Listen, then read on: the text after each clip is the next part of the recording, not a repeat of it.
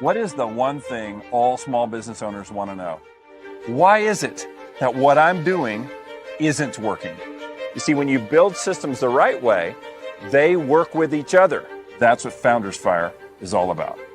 We have helped thousands of business owners just like you from the situation you're in to get you real results in real time with the system that we've built that's going to change how your business runs.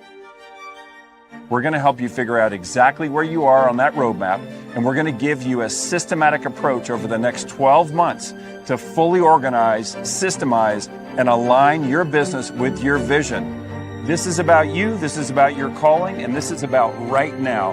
More free time, more impact, changing people's lives. That's what Founders Fire is about, to help you find the freedom and to make the difference that you have it in yourself to make. Well, hello, everybody. Welcome to this week's episode of Bulletproof Your Business. I'm Adam, and before I bring Eric to the stage, I want to make sure that you have subscribed to our YouTube channel. That is my official job, to remind you to subscribe and to comment and follow all the things that we're doing across all of our social platforms. We're on Facebook, we're on LinkedIn, we're on TikTok even. So make sure you're connecting with us all those places, and you'll be blessed. You'll be glad you did. And without further ado, I'm going to bring my friend on, Mr. Eric Beck. Okay, guys. Well, thank you, Adam. Thank you so much. Guys, we're going to talk about something pretty basic today, which is simplicity. Maybe I should write a book called "Why Is Simplicity So Hard?" or why is simplifying so complex? Because it is a paradox, right? I think we've all experienced that. So I'm going to dig back into the shelf and pull out an oldie but a goodie. And you guys may have heard this one before. But if you haven't, it's a very powerful acronym that will help you simplify. And I give credit to Tim Ferriss for this. If you haven't picked up the book, The 4-Hour Workweek, there was a ton of great ideas in there. Some of that may be a little bit outdated at this point, but still the core is very, very important. And if you don't know who Tim Ferriss is, he kind of became famous as a guy who kind of figured out how to hack things. You know, how do you start a business with no money, no employees? You know, how do you get from point A to point B, not following the conventional path, but taking an unconventional path? And there's a lot of good information in there. The one I'm going to focus on today is the acronym DEAL, DEAL. All right, and this to me is probably one of the best formulas for simplifying that we can get into. Why do we need to simplify? The reason is because as humans, we're really only capable of giving our full attention to one thing at one time. Yes, I know we can all multitask, and some of you may be doing that right now. But I would ask you to consider that if you multitask, do you realize you're lowering your IQ by 10 points? Would you rather have, would you be paying attention at let's say a 50% worse level to 5 things, or would you rather give all your attention to one thing? And I'll just use the Bible as a good example of this. You guys know the story of Martha and Mary. And if you don't, or you're like, I don't know anything about that, well, look it up. Just type in to Google Martha and Mary. And Jesus gives this really great teaching. He says, Martha, Martha, you are worried about many things, but Mary has chosen one thing. In fact, the one thing, and it will not be taken from her. I think that's probably one of the most powerful, if not the most powerful statement on multitasking and the myth of productivity by running around like a chicken with your head cut off. Are you doing that? I have done that. And it's terrible. How do you feel when you do it? How does it feel over the long run? It's not sustainable. It's very difficult. And ultimately what it does is it puts us in a position of giving far less than our best to many situations. So would you rather say maybe to 10 things or yes to one thing? You see, that commitment to the one thing is what's going to allow it to flourish. Now, it's important for us to realize that we do have many demands. And so we do need to go from thing to thing. But the more we can start to train ourselves to focus, the better our quality of work is going to be. And you probably, you know the phrase that measure twice, cut once. Okay, why? Because if I measure once and I'm wrong and I cut the wood or I let's say I'm installing blinds in a window and I put the drill into the wall in the wrong place, right? Is it easier now? No, it's harder now. It's more difficult now. And ultimately what's happening is that, everything, all my effort really is for naught. So if I had just done the simple and focused thing first and removed the clutter of all the options, I would have done a much better job. But there's a lie that has been perpetrated against all of us in the name of technology and efficiency. If you don't think that's true, I want you to go back to the 1960s and 70s, and I want you to dig up a cartoon called The Jetsons. Okay. You don't even have to watch an episode, just watch the intro. And you can see that the entire premise of the show is soon machines will make our life easy. Technology will solve all of our problems. But technology can't solve the problems we have in our heart. It can't solve the problems we have in our mind or in our relationships, right? And so this over-reliance on technology has basically been, I don't know if I would call it a Ponzi scheme, but it's like the biggest bait and switch in history, which is like, hey, just use this technology, it'll solve everything. But it actually makes you busier. It makes you less happy. But it's got some glitter and some glamour to it, so people are attracted. And it's like, yeah, but the next version will be better. The next version will be better. If you get the update, get the app. When we finally start carrying our computers around in our hand, our phones, all of that, it's not that there's no productivity there. There is, but the cost of that is fractured attention. And the cost of fractured attention is no peace, higher stress, higher depression, and that sense of always missing out. And basically, can you just feel people just yanking your chain all the time through all these technologies? The notification and the ding and the this and the that. Back in my day, I sound old when I say that, right? The most annoying thing was you got mail. That was America Online saying you got mail. And it was like so cool. Nobody or few people, except maybe Neil Postman, looked forward into time and recognized what a disaster that would be. I can't imagine the productivity measure, if we could measure it, of the cost of distraction. Now, again, the report that I always cite showed up on CNN years ago, maybe 2010. I don't remember when it was, but it was like really getting distracted. Being in that distraction soup is lowering your IQ by 10 points. It's the same as being high. Like, really? Can we tolerate that? No. We can't.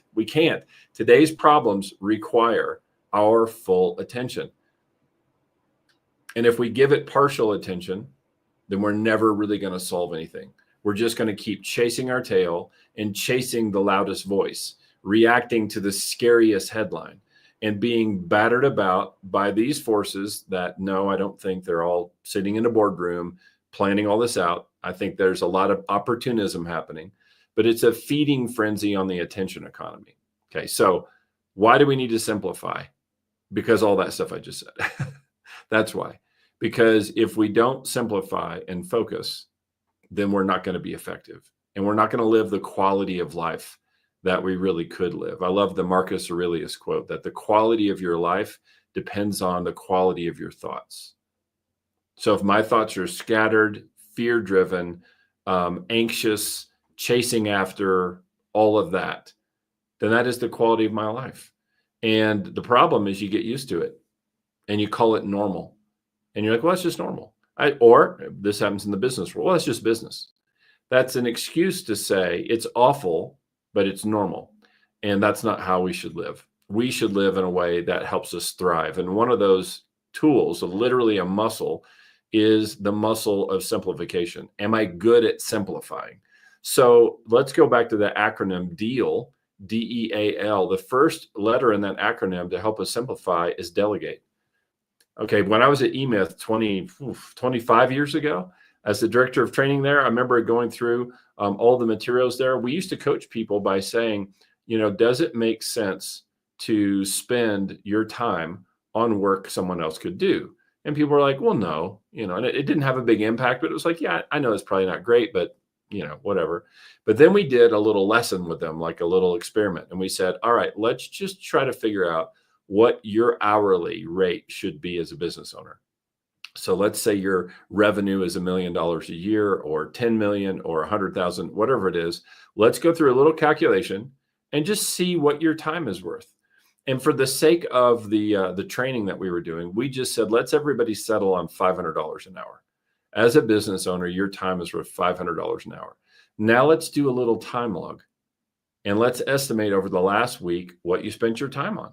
And maybe you have it in your day timer, maybe you have it in your calendar, maybe you have it now these days, in your phone or whatever. Just go and look and see how you spent your time. Okay, if you have some gaps and you can't think of it, write those in, do your best. Okay, now the punchline was this: how much time in that week that you just accounted for were you doing work someone else could have done? And most of the people that went through this, it was more than 50% of their week. Okay. Then the real punchline was, how much would you pay someone to do any of those tasks? And, back in 2001, it was like, well, that's $10 an hour. That's $15 an hour. That's $8 an hour. Right. But they were all far, far from $15 an hour. Sorry, $500 an hour. Okay. So you're spending a $500 an hour person on $15 an hour work. What do you think about that? See, that's what happens when we do the Martha mentality. We're worried about many things. We wind up making decisions like that, and we don't even know we're making that decision. So the first step is to delegate. That's the D in deal, delegate. That's how we're going to simplify. First thing. Second thing is eliminate. If you haven't read the book, The Blue Ocean Strategy, actually you can see it right over there on my bookshelf. It's a great book, and I definitely recommend that you pick it up. One of the things that it talks about is this process improvement grid. And without going into a whole nother acronym, one of those sections is the eliminate. What can I get rid of? This is one of the most freeing and also emotionally complex things you can do. So how do you practice that? Start with your office. Literally look around your office and see what you could throw out. Like purpose to throw something out today. Eliminate something. That is a strong effort towards the saying no skill and the boundary setting skill. So delegate is step one. Step two is eliminate. What could I get rid of? What could I stop doing? What could I stop doing? I don't have to do that. I think I have to do that, but do I really? Do I really have to do that? No. So find some things to eliminate. That's going to help you simplify. Now we get to the part where I think Founders Fire is at its strength, which is the A, which is automate. How can I make systems out of what used to be manual processes? Things that just had to be remembered, things that just had to be reminded. Is there any way to automate that? Okay. Sometimes that's software, but it's not always software. Sometimes it's accountability. Sometimes it's a recurring meeting. Sometimes it's just something very simple that's, a note that's over on your desk or on the wall. Don't overcomplicate it. Okay, so D is delegate, E is eliminate, A is automate. What's L? L's the punchline. L is liberate. That is what you experience when you simplify. Now, why don't we keep things simple? Because we don't make conscious decisions at the level we could. And when we make unconscious decisions that are driven by speed or fear or stress or some other negative emotion, it's not that it's not logical. It's that it often doesn't take the big picture into account. So DEAL, that's your acronym. Delegate, eliminate, automate, liberate. That's your formula for simplification. And I would just recommend for everybody, find something in your office you could throw away. So find something in your work week that you actually could delegate. Now, sometimes it's a little bit hard, but see if you could find that. And if it's internal, you're not going to outsource it. Just make sure that there's a process that's created about how to do it. And I just recommend systemizing by defining the what and the when, the how and the why, and start there. That's going to get you where you need to go. So that's what we got for today, guys. Our 15 minutes are up. I'll hand the ball back over to Adam. Well, thank you very much. Hey, we got a question in the chat that I wonder if you can answer real quick. Sure. How do we determine what our main focus should be?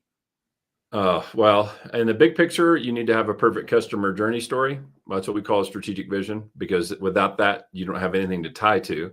If you do have that, you need to have your current goals and KPIs, 30, 60, 90-day goals, and your monthly KPIs. And those two things give you the framework to determine what should I focus on today. In this hour, in this literal moment, hopefully it's already scheduled. And you actually answered that question last week.